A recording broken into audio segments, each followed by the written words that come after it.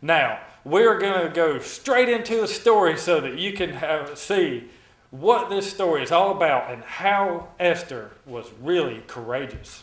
Let me tell you guys what was going on with these four people. See, Esther and Mordecai were cousins. Yes, we are cousins. That's right, they certainly were. But Mordecai was more like Esther's father.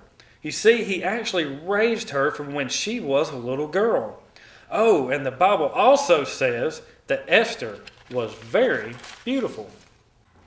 I am beautiful.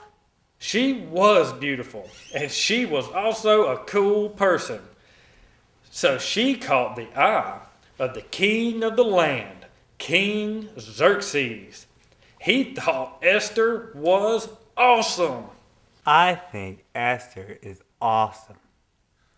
King Xerxes liked Esther so much that he chose her to be his queen. I choose Esther to be my queen. There was another thing about Esther that you need to know. She was Jewish. She and Mordecai and all her people followed the one true God. But she didn't tell anyone that she was Jewish. Mordecai had warned her not to. Don't tell them, Esther. Keep it a secret. Well, one day, King Xerxes decided to honor one of the guys named Haman. Haman, you're the man. Ah, yes. Thank you.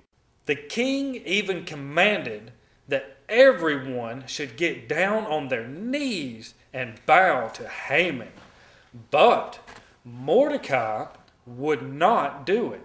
He would only bow to the one true God. I will only bow to God. Now, do you guys think Haman was happy about this?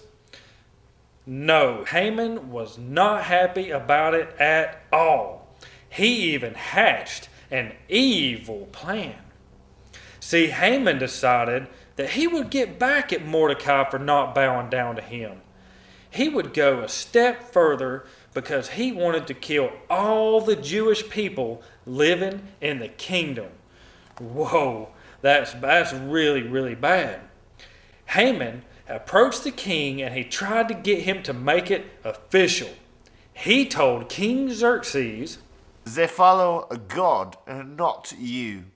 So, when Haman said that, he convinced the king to give the order. And then the king said, Very well. Do what you will. Well, the word got out among all the Jewish people. And as you can imagine, the Jews were terrified. The Bible says that they didn't even eat. Mordecai heard about this too, and he was shattered. What terrible news! So, Mordecai went to Esther, because you have to remember they were cousins, and he told her, Help us, Esther. You are our only hope. and then after he said this to her, Esther said back to Mordecai, But Mordecai, you know about the law. It says that if anyone goes to the king in his courtyard, the only exception is if he holds out his scepter to the person. But Mordecai knew that Esther had to try. He knew that someone had to speak up or else it was the end for all their people. And then he said to Esther one more time, God might have made you queen for this exact reason. Esther knew what she had to do. She knew she had to speak up and try to save the Jewish people. See, we open up the Bible in the book of Esther, and this is what she said. I'll go to the king. I'll do it even though it's against the law. If I have to die, I'll die. So that's exactly what Esther did. She risked her life and approached the king in his courtyard. Just imagine how afraid she must have been. But even though she was scared, she had courage. And when the king looked up and saw her, he was pleased. He held out the scepter and he said to Queen Esther, Welcome, Queen Esther. What can I do for you? Esther invited King Xerxes and Haman to a big dinner, and they agreed. Why, certainly, my queen. Yes, that would be acceptable. Now Esther watched as they enjoyed all the delicious food and drinks that she had prepared for them. What's interesting is that Esther invited them to come to a couple of different dinners and banquets before she ever asked her big question. See, she was probably trying to soften up the king a little bit before making such a big request. That's pretty smart if you think about it.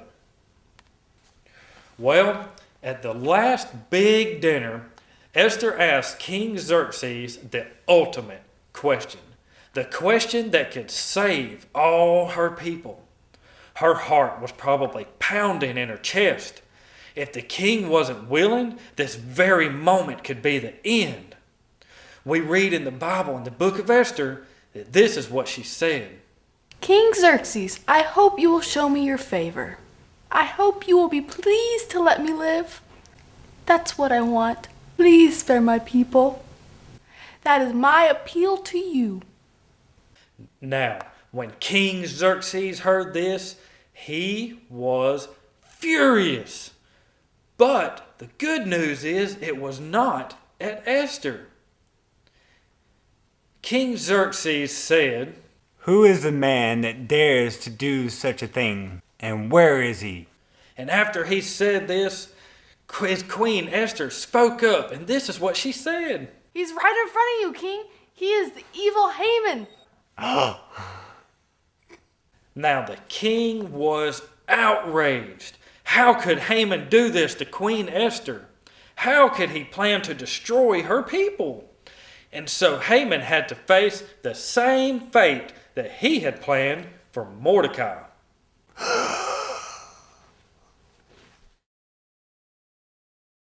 And that's not all. Once again, Esther approached the king. She asked him if he would write a new order replacing the one that Haman had made. She told him why she had to speak up, because she knew it was the right thing to do. This is what Esther said when she went to the king. I couldn't stand by and see all the horrible trouble that would fall on my people. I couldn't stand to see my family destroyed. Now, when she said that, King Xerxes wrote a new order that would save the Jewish people. Booyah!